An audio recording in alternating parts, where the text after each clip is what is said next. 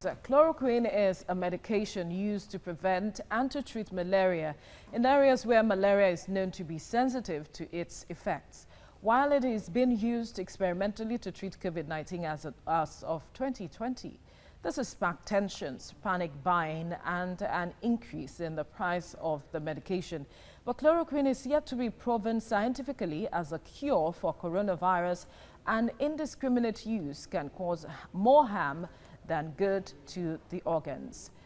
Joining me via Skype is Dr. Tunji Funsho, physician, cardiologist, and chairman, National Polioplus Committee of Rotary International. Good morning, and thank you for joining us on TVC Breakfast. Good morning. Thank you for having me.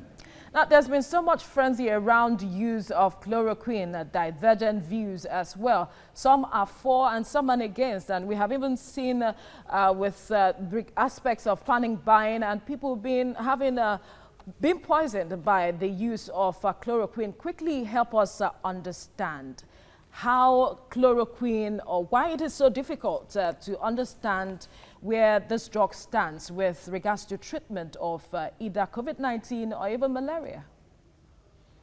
I think, partially, the confusion stems from the fact that all of us are very eager to find a drug that can be recommended based on data for the treatment of COVID-19.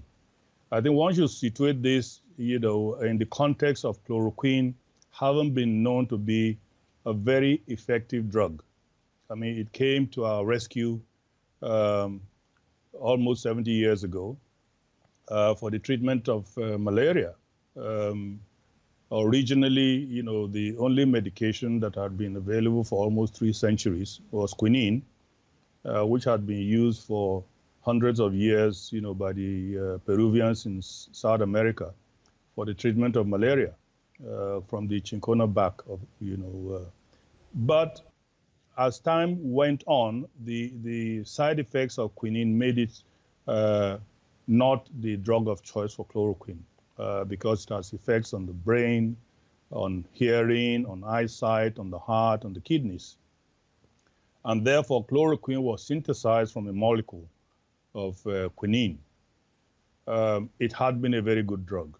But right from the onset, we all knew that it has side effects that are unpleasant. I think most of us who grew up during the era of chloroquine being the only drug that was available to us for treatment of malaria are familiar with the common severe itching side effects. But it goes beyond that, to affect your hearing.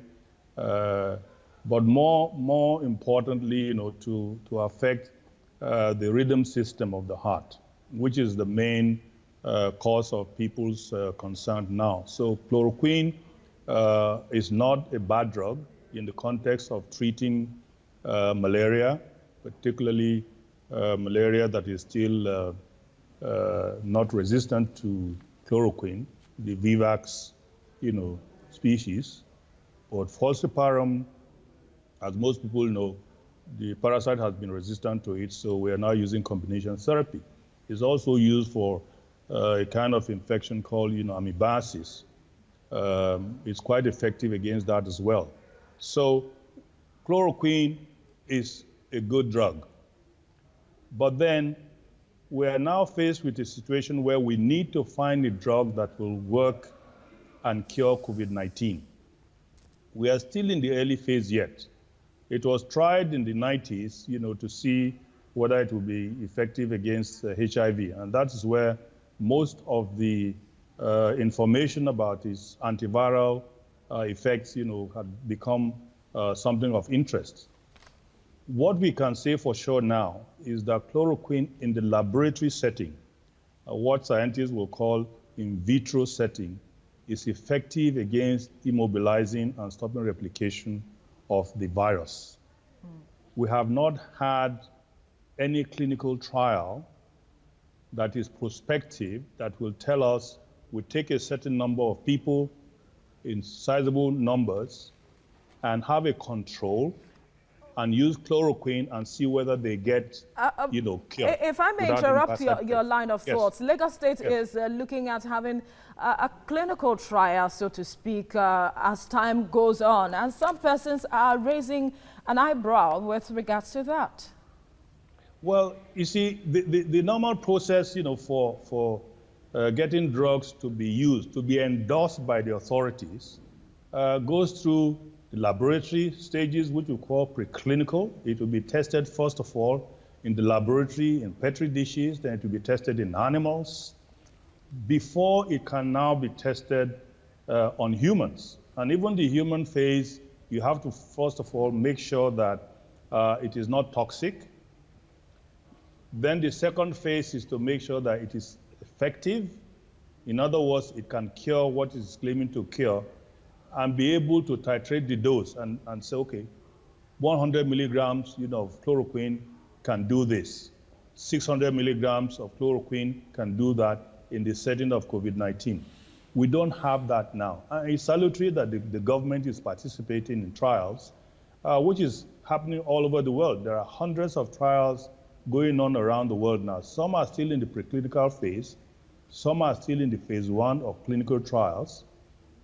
And the results we're getting from retrospective study, I believe is in the public domain. The Lancet, published a research, of looking at, preclinical and clinical trials in about 6 continents, confirming the fact in 671 hospitals.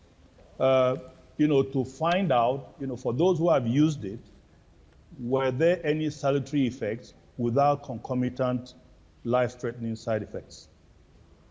And that study has shown for now conclusively that there's no basis to recommend the use of chloroquine because some of these side effects that I've mentioned. And the most important one in the COVID setting is the effect on the heart rhythm that leads to very, very rapid heart rates that makes it difficult for the heart to pump out blood.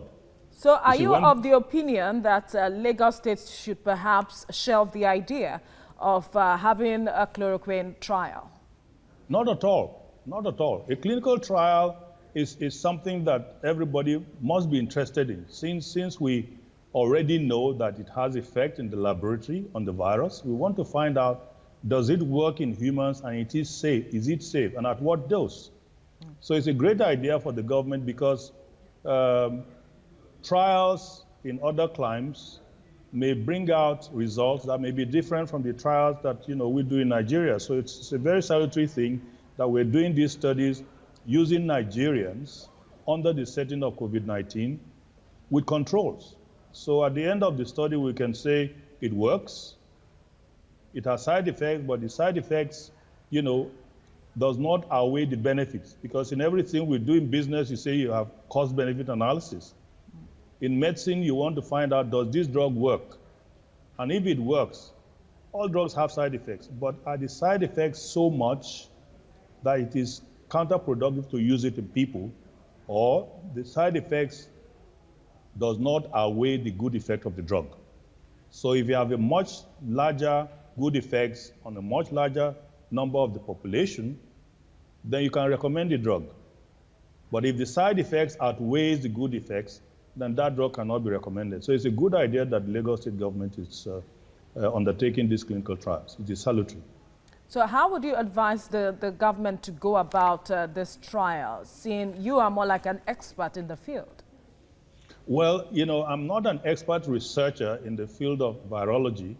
I think the people who are most competent to set out the protocol, there has to be, for any trial, there has to be protocol. In every setting, you have an ethical committee that will look at that protocol and see whether it fits all the ethical norms for doing clinical trials. It's only after that, that clinical trials can proceed, guided by those ethical norms that they have set out to start with. And I believe, every institution that carries out trials, has this committee that will give approval for the protocol and monitor to make sure that they keep to those ethical, boundaries. All right, Dr. Tunji Funsho, thank you for speaking. Joining me via Skype is Dr. Tunji Funsho, physician, cardiologist, and chairman, National Polioplus Committee of Rotary International. Thank you for joining us on TVC Breakfast. Thank you for having me. Now, by way of education, talk to us about how factors such as age, sex, race, and underlying health conditions can contribute to the efficacy or otherwise of chloroquine administration. Well, talking about gender, most of the studies that are being done have almost equal representation of gender. The Lancet retrospective, research that I mentioned earlier in an earlier program that spanned 6 continents, looking at about 90,000 cases, had a representation of 43%, of women. So generally, when you're doing these studies, you want to make sure that all the demographics, are represented so that you can have a universal acceptance, by ensuring that, all races, all colors, all gender, all ages can benefit depending on what demography you're developing the drug for. Now, the area that we know that chloroquine, may be adversely affecting the patients are those who have pre-existing heart conditions. The death rates that have been reported with chloroquine use have been with heart-related complications of the heart suddenly, going very, very fast. You call it ventricular tachycardia, and the heart is unable to pump out blood anymore, so it ceases. So one would advise that those who have pre-existing, heart conditions should not be put on this medication. And generally, as a matter of fact, as much as possible, they're excluded from most of the trials. Indeed, the trials, tend to exclude people who have come to the complicated stage of the infection. So you want to start within 48 hours of the person being admitted with symptoms to hospital with this drug, so that you ensure that before the complication sets in, the drug is already in the system. The danger, of starting late is because the area that really causes most of the mortality, which is the lung complication, makes it difficult to get the chloroquine to the lungs, because the inflammation makes blood circulation to those parts much, much less. So you need a much, much higher dose of chloroquine in the blood to be able to penetrate those tissues, in which case you are causing, other complications elsewhere. So as much as possible, we don't want to use it in people with pre-existing, heart conditions. There are other areas that you want to be very careful. People with kidney conditions, either chronic renal failure, in particular, you want to avoid, the use of chloroquine. So people like that will be excluded from the trial. Now, if this is approved, do you see a situation where some persons might develop a resistance to the drug? And could that also be as a result of a mutation of the virus? Well, that is the way that, germs tend to develop resistance. They undergo mutation. It's the mutation that they use to protect themselves, against our own onslaught. So far, what we know is that, the COVID-19 coronavirus is much more stable than its counterparts, the SARS, for instance, in terms of mutation. That is why we're a little bit, confident that perhaps if you get a vaccine, the vaccine will last a few years before it becomes, obsolete. In other words, does not work anymore. So hopefully, if we find chloroquine or any other drug, for that matter, effective and safe for using COVID-19, we'll be able to use it over a long period of time before resistance will develop. And so what would be your advice to Nigerians who are already, panic buying when it comes to chloroquine, the use of chloroquine. What would you, advise them moving forward, seeing that there is seemingly, it hasn't been approved yet?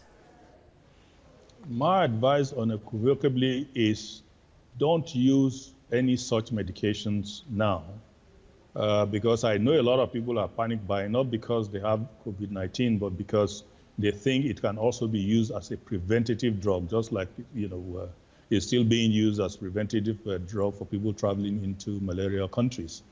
If you have any doubts, if you have any concerns, talk to your doctor. Your doctor will advise you as to what you should be doing in these particularly perilous times. Don't self-medicate on chloroquine in particular. All right, Dr. Tunji Funsho, thank you so much for speaking with us.